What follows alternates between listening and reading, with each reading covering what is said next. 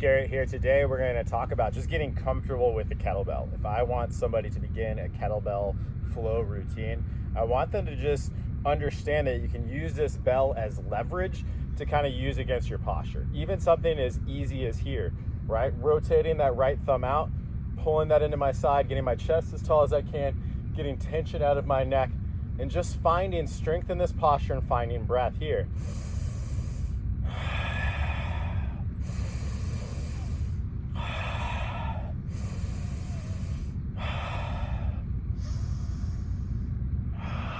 Right, so I'm just finding my posture here, warming everything up. And that's a lot of what I'm looking for when I use this kettlebell as part of my morning routine, or like I say, just a Mo stability routine. Doesn't even necessarily have to be a workout. It's just, can I set my posture? Can I do these little drip things like this to help me feel, right? Our bodies are pulled forward like this.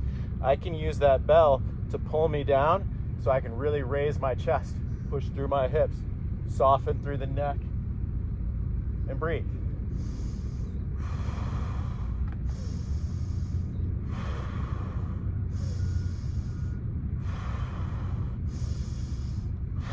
So that's what you got coming for you today. All right, here we go. We are started with the offset carry march. And in this march, we're starting nice and slow with the whole idea is, can I get that triple flexion? Can I bring my knee as high as my waist, my foot flat to the ground, and keep my posture set so that my shoulder's not rounding forward, my head's not rounding forward, my chest isn't collapsing. And a really good posture cue that I just heard not too long ago was trying to get your head all the way over your foot. So you can see my weight shifting a little bit here as we're picking up the speed. So pick up that tempo a little bit, get going, get pumping, maintain that posture, and keep your breath going. This will be a little bit faster as we finish up that march. Good. From there, you can drop that bell into the ground to find your first forward fold. And in this forward fold, it's all about exploring. You can shimmy, you can shake, you can sway, whatever you need to. And from here, I'm dropping into a squat, but I'm allowing my knees to come over the toes and my heels to come off the ground. This is kind of prep or a low progression of what's called a sissy squat. A lot of our knee ligaments don't have that much mobility or kind of laxity in them. There's not a lot of movement at the knee joint, but this allows us just to kind of get through there and to find that forward fold. Really low hanging fruit on just stretching. I don't like to stretch, but I don't mind to move. So here's examples of big movements that will help reset my posture and give me mobility. We're gonna come back to this offset carry, and I'm just showing you a different view here. And again, I'm just working on staying nice and tall. That thumb is rotated out. That thumb rotated out is huge because that gives me the ability to really set that shoulder to avoid that anteriorly rounded shoulder. So here we are on the other side. We start slow and just gradually pick it up. Use your breath. Now I was talking about my head shifting over my foot. I'm doing an okay job of that. That's something I'm getting really used to. But this is a way to practice balance, warm up posture, and it's an over-exaggeration of what happens when we're running, so that can help your run technique as well. I'm coming back into the forward fold and a little bit of squat flowy thing. You can notice already that I've got a little bit more mobility, so spend a little bit more time trying to dive deeper into your hamstrings. Can you get your legs all the way straight? And you can play around just by pedaling whatever you need to. And here I am coming back to that squat. Okay, where do your knees need to go? In this instance, we're driving those knees out and we're pulling the bow and arrow, extending the arm and reaching it up and over, kind of like a swimming stroke. Really important to keep both knees driving out and maintain that base. That right hand's pushing into the bell as that left hand comes behind the back, pressing into the lower back to help us set it. And again, we can find the forward fold, allow ourselves to relax, check back with our breath, soften the body, and just kind of get back into the flow a little bit. I'm pedaling right here, so raising all the way up on one side so that I can put more tension down. Settle the breath back down. Here we go again. Pull the bow and arrow, extend the arm, rotate that thumb back and down, and then now it's going to come behind the back. Again, I'm using my hand to push in to help me set my shoulders, and we're rolling through the head right here, looking down, taking a breath, looking up, taking a breath. And notice I'm taking my time getting through that tension in those tight places that maybe you might not want to go. Again, eyes are looking up at the wrist. Good idea for them to follow, pushing down with the right hand into the belt, both knees driving out, that wrist is set, and now I'm softening my neck, softening my posture, breathing behind that tension and that challenging posture. Again, that forward fold is a place to relax. It's a place to recover, regroup, reload, and to breathe. Now you can play around rocking onto your heels and toes. I don't like to go onto my heels very much. A lot of runners and endurance athletes have a hard time dorsiflexing their ankles. So can you rock back onto those heels and flex your toes? You might feel some muscles on the front side of your shins a little bit as you do this. Okay, dropping back into that squat. Notice I'm a little bit lower, and this time I'm just working on raising both arms up, working on that overhead squat. Drop the right arm, bring it back down, drop the left arm, bring it back up. Can I practice pulling back against the ceiling? Those elbows should be in line with your ears, your knees driving out. And now just add that little rotation, shimmy, shake, sway. I'm practicing dropping on my heels and my toes from that squat position, adding internal and external rotation. And what's important is that you really just move around and play. Oh, what do you know? Came back to the forward fold, and man, I've had enough. Take a breath. Breathe, down regulate. My legs are toast. Let's open up those arms. This is that soft body. This is that shaking it up. And then now we're going into the Egyptian. This is a great exercise to kind of wring yourself out. As the right arm rotates back, the left arm will spiral in. So getting that yin and yang from shoulder to shoulder. But what's really important is what's happening in the hip. My right hip is turning in, my left hip is rotating back. Okay, so you're really wringing yourself out. This one takes a little bit of time to get used to, but anything just to create that opposite hip to opposite shoulder and finding that back line is really good. Here's another one of our classic shoulder moves. Bring those hands behind the back, rotating them down, bringing them to the small of the back, push in with the hands, pull the elbows back, shake out the head, soften the body. Again, full breath, soft body. And you notice I just did kind of like a greatest hits of upper body exercises, is chasing what feels good. All right, from here we're gonna get into rack position. And remember, in rack position, the goal is to keep that forearm as vertical as possible, as if we're gonna press, and that hand should be below our chin. You can see I'm working on that head over big toe thing. And notice how much my weight really does shift from side to side. The big focus again is my knee as high as my hip, my foot flat to the ground, and that ankle should be behind my knee.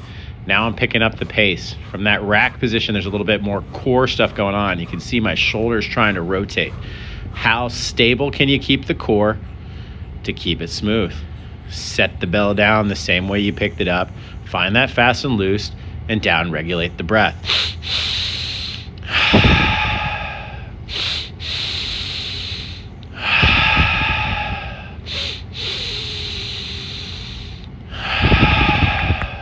Right? And then that little chest pounding, that little aggro caveman in me. It's a little trigger to remind myself to get back to flow and to get back into flow. It's a little hype up thing I've been doing for myself for a little while. What is that trigger or that anchor?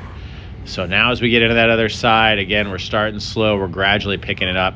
I wish I was keeping my heel a little bit behind my knee on that. And now we're just picking up that pace from the rack position. Loaded carries are one of the best exercises in the world to build strength, to build coordination that transfers over to, multi-sport. Whatever activity that you do, the better you can get your grip strength, the better that you can coordinate through your core, the better. Again, down regulate that breath. I got one hand on my heart, one hand on my belly. Can I feel that breath wave? Start down there at the belly, rise into the chest, feel it all the way up, up, up, up, up. And then drop it back down softly, slowly, smoothly, melt into it. You remember, you want to downshift. If you're breathing mouth to mouth, can you go nose to mouth? Can you go nose to nose? Or if you get to a point where you can even hold your exhales at the bottom, you are in business. From here, we're gonna clean that into that goblet squat position. And now we're coming back to the prime squat with the load. Again, shimmy, shake, sway. I'm using this little bit of rotation. I'm adding in some bicep curls. You can just hold the position, but notice how it's allowing me to get deeper and deeper as I've gained mobility, as I've gained stability, as I've used breath, as I've tied together parts of my body. My ranges are changing. Again, now I'm trying to shift forward and back with the kettlebell. This is something a little bit new for me, as I'm getting used to those knee ligaments moving a little bit more, pushing a little more force into my ankles, rotating through those hips. So again, it's just playing. It's hard enough just to sit there the first couple times you do it and keep that tension out of your neck. Big focus on the spine nice and tall, the chest tall, and those hips low. Man, I'm kind of impressed how low I am. And can I stand back up? Looks like I'm gonna knock out a couple squats right here, making sure that you got it. Knees driving out, use that exhale. Stand as tall as you can. Stand all the way up. Use that breath on the exhale, that little hissing sound, helping you get that bracing from the diaphragm and lock it all the way in. Okay. From here, just coming back to a little bit of posture. I'm just resetting. I've done a lot of things. Can I tie it back in? Can I find my posture? Can I soften my body? We've got a good sweat going on now. Standing nice and tall and down regulating that breath. This is what I mean. You can use the weight to help you set your posture. It's almost like I'm pulling everything against my left hand. Can I squeeze my butt? Can I raise my chest? Can I get my spine as tall as I can? And that right hand was even pulling back. Setting the bell down. Looks like I'm gonna buy myself some time here. Fast and loose. Let's roll up the sleeves, get the guns, check the beard and the glasses, get ready, back to perform again. We're gonna go up and overhead this time. So I went to rack position and then got overhead. We'll teach you guys how to do some of these kettlebell form exactly in later stuff. But now we're working on just getting that overhead position. Can you stand nice and tall, punching that arm to the sky? I'm kind of waving around. You can see me shifting. And it's really hard to get locked in. Here I'm doing what I call the Michael Jackson, shifting the weight forward and back. So really the bell is staying still and I'm moving forward and back through it, kind of like a cat and cow, but standing. A lot of people want to press and lift heavy weights and they can't even control getting underneath it. So these loaded carries, these marches, just holding the bell and learning to decelerate it down like this will help you learn control, will help your core build up behind it. And I'm really taking as much time as I can. Again, good habit. Set the bell down exactly the way you picked it up. Shake it out. Down, regulate your breath. Full breath, soft body. Ooh, I'm feeling the flow. I'm dancing a little bit. Let's go. Get that little swagger going. We go. We're cleaning it again. Ooh, I went for the full snatch that time. Impressive. I was feeling it this day. Can tell that left rib cage is hiking up a little bit. I'm trying to pull that guy down a little bit. Is that left arm as long as possible? Are my glutes tight? And I have a hard time. My body wants to rotate in that position.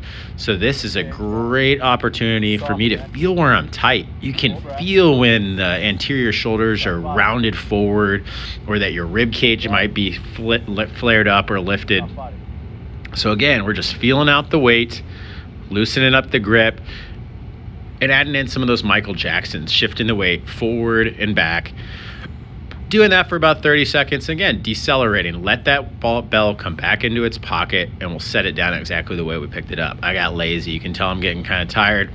We're going right into a little balance here. So set the bell down and you're going to alternate. Can you touch it with your right hand? Come to a good running form and then just come back up. So I lied. It's just the contralateral reach. So you're standing on your left, reaching with your right, working on the triple flexion of the right side. Now I'm adding in the triple extension on the left side.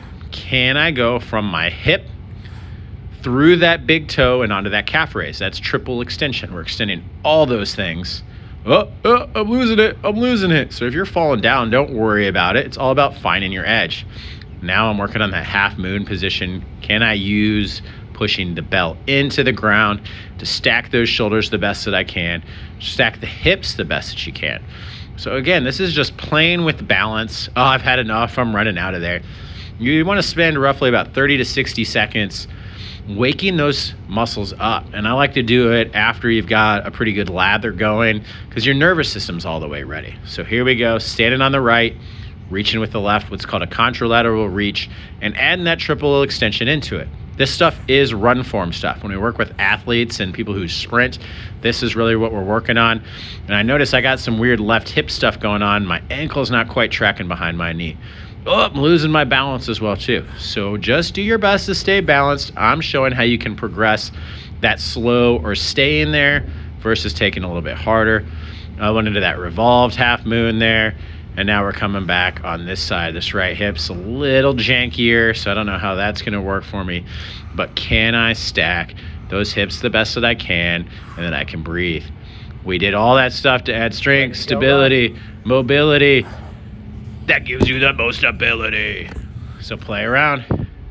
So the big lesson here is really to take that kettlebell for a walk, to play around with it, to get used to the load, to feel your posture, to work on those different carry positions before you're going to start doing heavy kettlebell swings, deadlifts, getting into single stuff, depressing it, squatting it, doing thrusters.